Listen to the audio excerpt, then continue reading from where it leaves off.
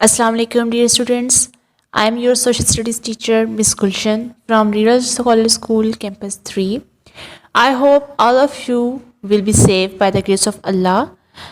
Let's start our today's lecture from previous chapter land forms. Now come to page number 46. Class last lecture में आपने तमाम chapter की reading की थी और पूरा चैप्टर पढ़ लिया था। आपने देखा कि लैंड फॉर्म्स क्या होती हैं, mountains, hills, plateau, volcano, deserts, valley, lakes and islands वगैरह। इन तमाम जगहों के बारे में आपने पढ़ा। ये तमाम की तमाम लैंड की मुख्तलिफ फॉर्म्स हैं, लैंड की मुख्तलिफ शेप्स हैं, जो कि ज़मीन मुख्तलिफ जगह से मुख्तलिफ हिस्सों में डिवाइड हुई हुई है। कहीं माउंटेन्स हैं तो कहीं हिल्स हैं, कहीं प्लेट्यू हैं तो कहीं वोल्केनो है। तो इसी तरह से आपने ये पूरा चैप्टर पिछले लेक्चर में पढ़ लिया था और इसके सारे क्वेश्चंस भी कवर अप हो चुके थे। तो आज हमने करना है part B. Read the statement and tick the correct option. आपने करेक्ट ऑप्शन पे टिक आउट करना है। Its top is usually shaped up to a peak. तो हिल्स या माउंटेन्स, हिल्स की तो पीक ही नहीं होती, तो यहाँ आपका करेक्ट ऑप्शन है mountain.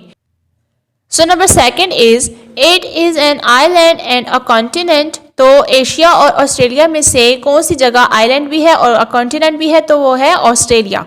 Everywhere you look you will see sand. आप जहाँ जहाँ नज़र दौड़ाओगे आपको वहाँ पे सैंड यानी कि रेत मिले नज़र आएगी। तो वो कौन सी जगह है, वैली या डेजर्ट? वैली तो बहुत ही ग्रीनरी और बहुत ही अच्छी जगह होती है, तो यहाँ आएगा desert.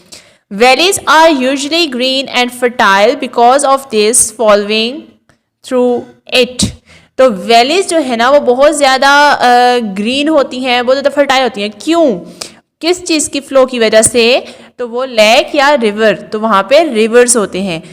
People usually confuse it with a mountain. तो माउंटेन को पीपल ज़्यादातर किस चीज़ से कन्फ्यूज कर देते हैं, प्लेट्यू से या हिल से? तो यहाँ ऑप्शन है correct, hills. It is surrounded on all side by water. तो लेक या आइलैंड, तो आइलैंड जो है वो हर तरफ से वाटर से घिरा हुआ होता है, जबकि लेक जो है वो उसके इर्द गिर्द पहाड़ होते हैं। It is also called table land because its surface is level like the top of a table. तो मैंने आपको लास्ट लेक्चर में क्या बताया था कि कौन सा जो प्लेट्यू होता है वो एक टेबल लैंड भी कहलाता है, क्योंकि उसकी जो इर्द गिर्द की लैंड होती है वो उससे थोड़ा सा जो है ना लेवल पर होता है। तो प्लेट्यू यहाँ पर आपका करेक्ट ऑप्शन है। This is a mountain with a hole at the top. तो एक माउंटेन जिसके ऊपर होल होता है सिरे पर, वो क्या कहलाता है, volcano. Part C is identify the following. आपको ये पिक्चर्स दी गई हैं, आपने इनको आइडेंटिफाई करना है और इनके नाम लिखने हैं। तो नंबर 1 पे आप देखें, आपको एक जगह दिखाई गई है, बहुत खूबसूरत ग्रीनरी है, इर्द गिर्द उसके सारे पहाड़ हैं, तो ये क्या जगह कहलाएगी, वैली। नंबर 2 पे आपको माउंटेन दिखाया गया है, ये चोटी है ना, यहाँ पर देखें तो और कोई ग्रीनरी नहीं है, माउंटेन है जस्ट पहाड़, तो ये इसको आप माउंटेन कहेंगे, ये हिल नहीं हो सकता। क्यों? क्योंकि एक तो ये है सिंगल और दूसरा इसकी चोटी बनी हुई है। और नंबर 3 पे देखें तो ये पूरा मतलब मैदानी इलाका है और इसमें एक बीच में थोड़ी सी ऊंचाई पे जगह नजर आ रही है, तो ये क्या है, टेबल लाइक प्लेट्यू। और नंबर 4 पिक्चर पे इर्द गिर्द देखें सारा पानी है और दरमियान में आपको एक छोटी सी ग्रीन लाइन नजर आ रही होगी, ऐसा ही है ना, ट्रीज नजर आ रहे होंगे, अपनी अपनी बुक्स पे देखें तो आपको वहां पे दरमियान में एक ट्रीज नजर आ रहे हैं, जबकि इर्द गिर्द सारा वाटर ही वाटर है, तो ये क्या कहलाएगा, आइलैंड। पार्ट डी है आपका मैच द फॉलोइंग। आपने इन तमाम को मैच करना है करेक्ट ऑप्शन से। तो एवरेस्ट ये क्या है, माउंटेन है, माउंट एवरेस्ट। रावलपिंडी एक प्लेट्यू है, आपने अपने चैप्टर में भी पढ़ा था। सहारा डेजर्ट का नाम है, सवात एक वैली है, बेकल एक लेक का नाम है, जबकि ग्रीनलैंड कहते हैं आइलैंड को, और मरी में हिल्स होते हैं। सो आप मरी को हिल्स से मैच करोगे। अगला आपका जो क्वेश्चन है ना वो है अनस्क्रैम्बल द वर्ड्स, यानी कि आपको वर्ड्स दिए गए हैं, आगे पीछे दिए गए हैं ना, ये कोई वर्ड बन तो नहीं रहे, आपने इनको रीअरेंज करके लिखना है, आपने इनको एक बार अरेंज करना है। तो ये आपको जो फर्स्ट वर्ड दिया गया है ये आपका लिखा हुआ है वैली, VALLEY, वैली। नेक्स्ट है आपका वोल्केनो, और नंबर 3 पर आपको माउंटेन लिखा हुआ है, आपको ने इन तमाम वर्ड्स को अरेंज करके लिखना है। और नंबर लास्ट है आपका हिल्स। तो आपका ये चैप्टर नंबर 3 कंप्लीट हो चुका है क्लास। आपने ये तमाम बुक वर्क को अपनी अपनी बुक्स के ऊपर करना है, ना कि कॉपीज पर। क्लियर?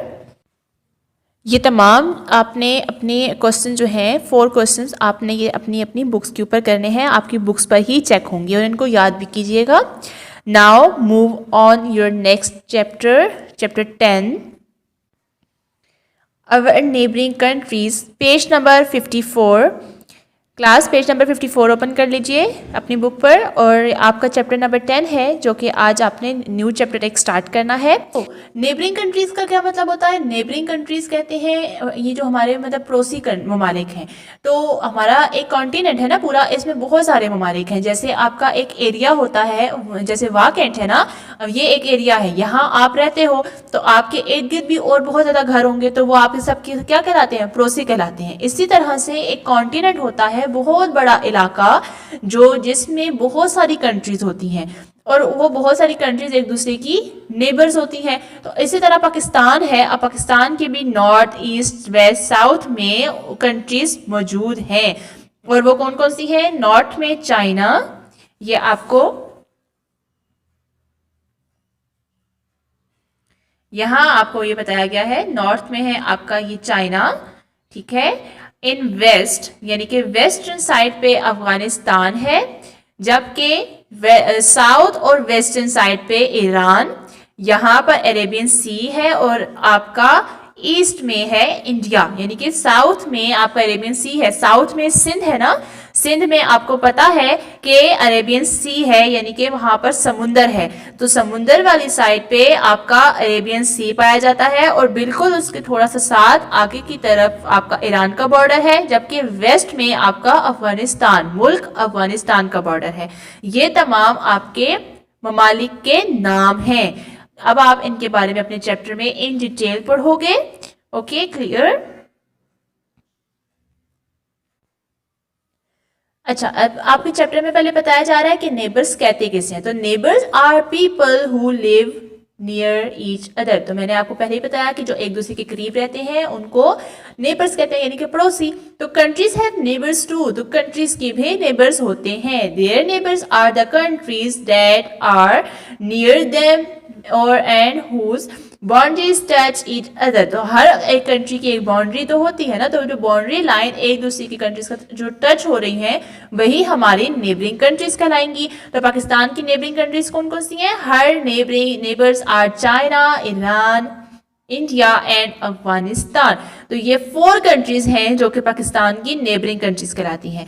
अब हम इनके बारे में 1 बाय 1 इन डिटेल पढ़ेंगे। हमने मैप पे चेक कर लिया है कि अफगानिस्तान किस साइड पर है। अफगानिस्तान आपके मैप में जो है आपके वेस्ट है, वेस्ट की साइड पे अफगानिस्तान है, जबकि नॉर्थ साइड पे आपका चाइना आ रहा है, ईस्ट पे इंडिया यानी पंजाब के साथ इंडिया, और यहाँ पे जो सिंध है ना आपका सिंध, उसके साथ अरेबियन सी, और इधर आपका ईरान। तो ये आपने अपने मैप के थ्रू इसको पढ़ा।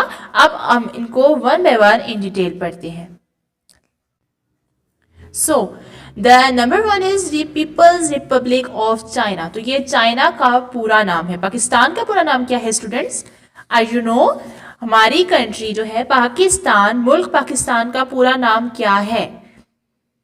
आपको पता है पाकिस्तान का पूरा नाम है इस्लामिक रिपब्लिक ऑफ पाकिस्तान, यानी कि इस्लामी जमहूरिया पाकिस्तान। इसी तरह से चाइना का नाम तो आपने कई बार सुना होगा, लेकिन चाइना का पूरा नाम है पीपल्स रिपब्लिक ऑफ चाइना।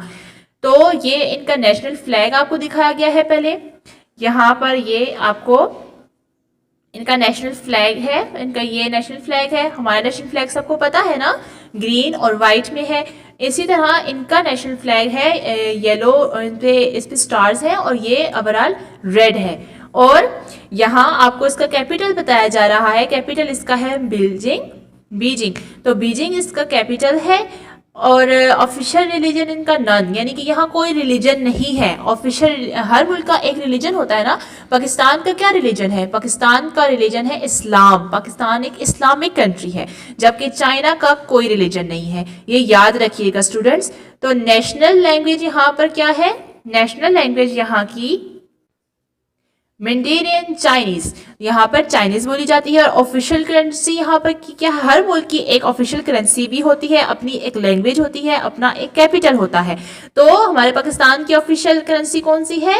रुपया। ठीक है, रुपया हमारे पाकिस्तान की ऑफिशियल करेंसी है। और यहाँ की ऑफिशियल करेंसी है यॉन। तो इनके जो पैसे हैं ना, यानी कि ऑफिशियल करेंसी किसे कहते हैं? पैसों को। तो इनको क्या कहते हैं? यॉन। अब आप चाइना के बारे में पढ़ें तो China is a very large country, यानी कि चाइना एक बहुत बड़ी कंट्री है। वाकईतन चाइना बहुत बड़ी कंट्री है और आजकल की ये तरक्की याफ्ता बहुत बड़ी कंट्री है। तो it is almost as large as Europe. तो यूरोप की तरह की ये एक बहुत बड़ी लार्ज कंट्री है। China is progressing in every field. Chinese goods कहते हैं चीजों को, like air conditioners, motorcycles, toys, television etcetera are available throughout the world. आपने देखा होगा कि ज्यादातर जो प्रोडक्ट्स होती हैं उन पर लिखा होता है made in China, made in China. तो वो चाइना से ही एक्सपोर्ट होकर आ रही होती हैं। तो चाइना की प्रोडक्ट्स, चाइना की चीजें आजकल हर एक कंट्री में एक्सपोर्ट हो रही हैं और हर जगह पाई जाती हैं। Chinese sportsman and womens top the medals table of competition frequently. तो यहाँ की जो ना सिर्फ इनकी अशिया, ना सिर्फ इनका गुड्स, बल्कि इनके जो स्पोर्ट्समैन है, इनकी वुमेन है, इनकी वर्किंग जो फील्ड है, वो भी हर तरह का कंपटीशन अवेल कर रही है। और इतना ज्यादा ये लोग तरक्की करते जा रहे हैं कि अब हर कंट्री में इनकी प्रोडक्ट्स फैलती जा रही हैं और ये अपनी कंट्री को बहुत ज्यादा डेवलप्ड कर चुके हैं। और चाइना में ऐसी ऐसी चीज़ें आपको नज़र आएंगी, मिलेंगी, जो आपने किसी और कंट्री में पहले नहीं देखी होंगी। वो ये चाइनीज़ अपनी खुद उनको प्रोड्यूस करते हैं, खुद उनको बनाते हैं और फिर उसको पूरी दुनिया में फैलाते हैं। तो अब Chinese food is popular everywhere. Chinese dishes बहुत ज़्यादा पॉपुलर हैं। आपके पाकिस्तान में भी, हमारे पाकिस्तान में भी चाइनीज़ फूड बहुत ज़्यादा खाया जाता है, because it is delicious and healthy. क्योंकि वो बहुत ज़्यादा डिलीशियस भी होता है, बहुत ज़्यादा हेल्दी भी होता है। और यहाँ पर आप ये देखें, rice is a staple diet. वहाँ की स्टेपल डाइट है rice. Are right through the countryside will show a typical sense of Chinese farmer wearing cone-shaped straw hats beating over the rice paddy field। तो वहाँ पर एक अलग ही अंदाज से क्रॉप्स को भी उगाया जाता है, यानी कि फार्मर्स के पास इतनी यूनिक तरीके हैं कि वो वहाँ पर बहुत ज़्यादा जो है ना उसको तरक्की देते जा रहे हैं। The bicycle is a common means of transport. और वहाँ की कॉमन ट्रांसपोर्ट क्या है? देखें, बाईसाइकिल। बाईसाइकिल यानी कि एक साइकिल वहाँ की कॉमन ट्रांसपोर्ट है।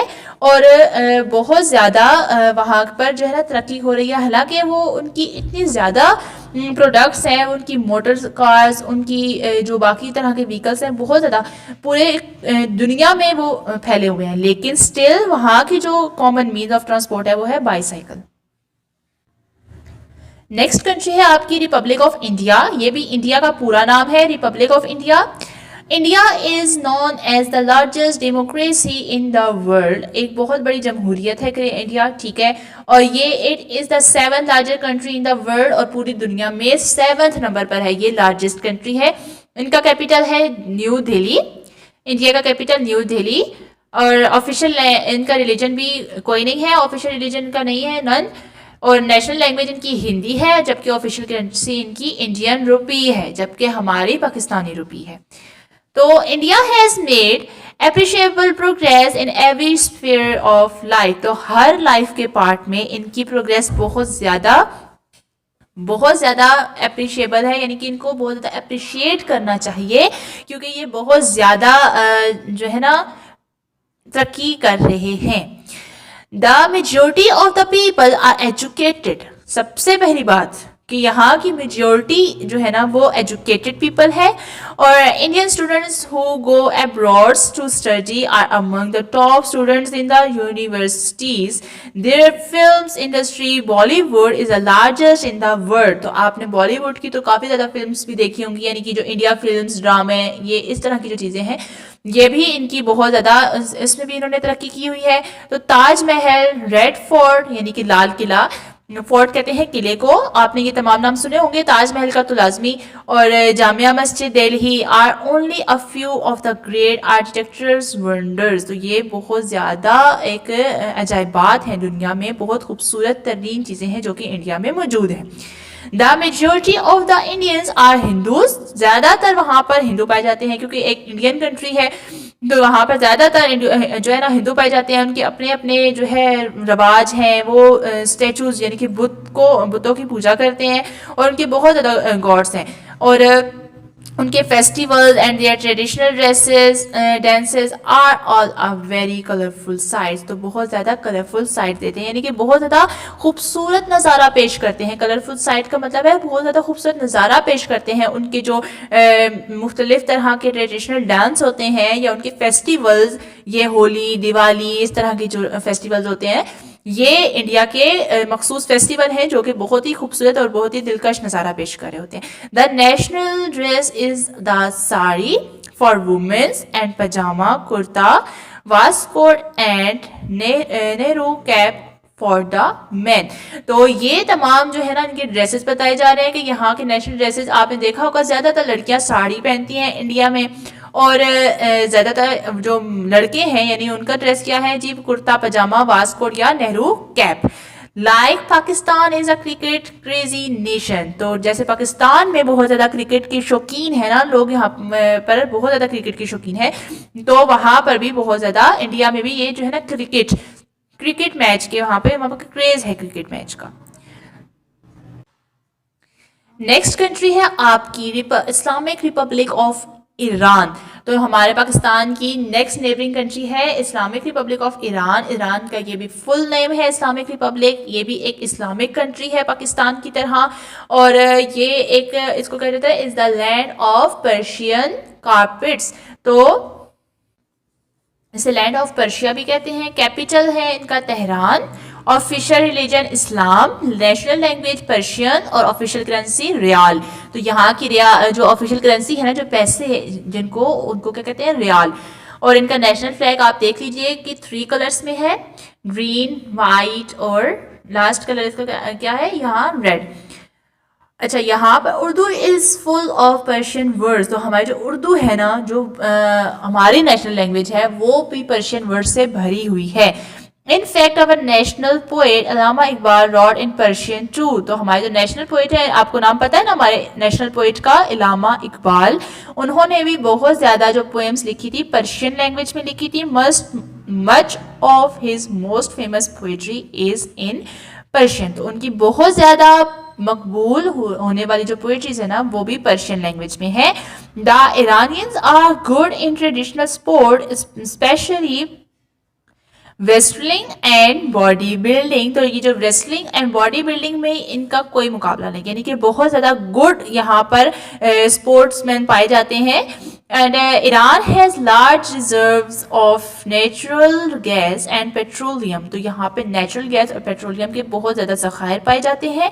Iran is second in the world in natural gas reservoir. तो नेचुरल गैस रिजर्वर में ईरान का नंबर आता है नंबर 2 पे, यानी कि ईरान दुनिया की नंबर 2 बहुत बड़ी कंट्री है जो कि नेचुरल गैस को रिजर्व कर रही है।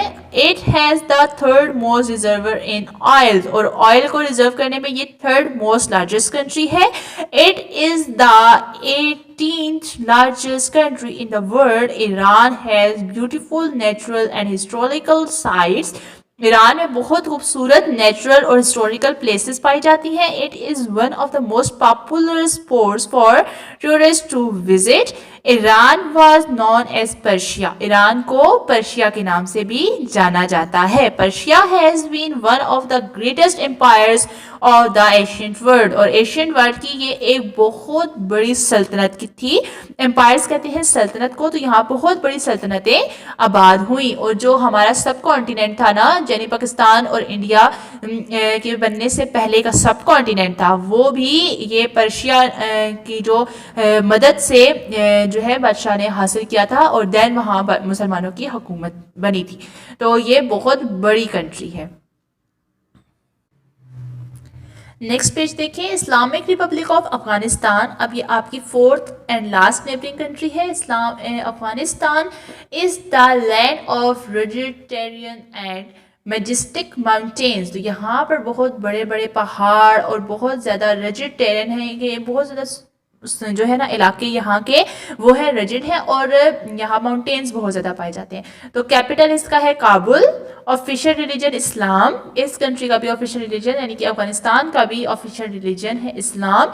नेशनल लैंग्वेज है इनकी दरी पश्तो, ठीक है, पश्तो यहाँ पर ज़्यादातर बोली जाती है, और ऑफिशियल करेंसी है Afghani. Afghanistan is a land locked country. तो लैंड लॉक्ड कंट्री क्या होती है? जिस कंट्री में समुंदर नहीं पाया जाता, यानी कि जिसकी 4 की 4 साइड्स पे जो है लैंड ही होती है। It is surrounded on all 4 sides by land. तो जहाँ पे जिसकी 4 की 4 साइड्स पे यानी कि east west south north in sides पे जब लैंड पाई जाती है तो ये वो कंट्री लैंड लॉक्ड कंट्री कहलाती है। Almost all the items it exports passes through Pakistan. तो पाकिस्तान में तो है ना समुंदर, सिंध वाली साइड पे समुंदर है कराची में, तो उसी साइड से अफगानिस्तान की तमाम एक्सपोर्ट्स जाती हैं एंड इज एक्सपोर्टेड विया पोर्ट कासिम कराची, यानी कि जो कराची में है ना पोर्ट कासिम, वहाँ पर से की सारी एक्सपोर्ट्स जाती हैं। अच्छा क्लास, यहाँ के जो लोग हैं ना यानी अफगानिस्ट जो है ये बहुत ज़्यादा लव करते हैं कि फ्लाइंग काइट्स को, यानी कि जो यहाँ का जो खेल है बहुत मकबूल खेल है वो ये जो काइट्स को उड़ाना, ठीक है। और it is a game in which Afghan man carry the carcasses of a headless goats towards the goal. और एक और इनका जो खेल है बहुत ज़्यादा मशहूर इनका जो खेल है ना वो है बुस्काशी। तो बुस्काशी में क्या करते हैं ये लोग? गोट्स को उठा के, यानी कि जो भेड़ें होती हैं, भेड़ों को उठा के ये लोग रेस लगाते हैं, और एक इनका पोल होता है, एक इनका जो है ना एंडिंग पॉइंट होता है जहां तक इन्होंने उन गोट्स को उठा के जो है भागना होता है, और जो फर्स्ट पे पहुंच जाता है वो जीत जाता है। तो ये अफगानिस्तान का एक बहुत ही ज्यादा मकबूल खेल है। Afghani food is well known in Pakistan. Pakistan में अफगानिस्तान का जो फूड है यानी कि अफगानी फूड भी बहुत ज्यादा जो है वेल नोन है। एक चाइनीज फूड और एक अफगानी फूड, स्पेशली देयर टिक्काज एंड कबाब। तो ये जो टिक्का और कबाब बहुत ज़्यादा ये जो फूड पाकिस्तान में मशहूर है ये अफगानी फूड है। History of Afghanistan is filled with Wars. तो अब जो अफगानिस्तान की जो हिस्ट्री है ना ये बहुत ज़्यादा वॉर से भरी पड़ी है, यानी कि इस मुल्क ने बहुत तबाहियाँ देखी हैं, लेकिन जब यहाँ पर वॉर हुई तो अफगानिस्तान के और सोवेल्ट फोर्सेस के दरमियान में जब बहुत ज़्यादा वॉर हुई तो फिर पाकिस्तान जो अफगानिस्तान की जो बहुत ज़्यादा पॉपुलेशन थी ना उनमें से मिलियंस ने पाकिस्तान का बॉर्डर क्रॉस किया, यानी वो पाकिस्तान की तरफ हिजरत करके आ गए, और पाकिस्तान ने भी बहुत ज़्यादा इनकी उस टाइम पे मदद की, इनको मदद फ्राहम की, अशिया फ्राहम की, इनके लोगों को सहारा दिया, और हर तरह से एक गुड नेबरिंग कंट्री होने का फ़र्ज़ निभाया। सो क्लास ये आपकी आज हमने बस यही 4 नेबरिंग कंट्रीज़ के बारे में पढ़ना है। Now come to your exercise. अच्छा, आज हम करेंगे सिर्फ question number 1 and question number 2।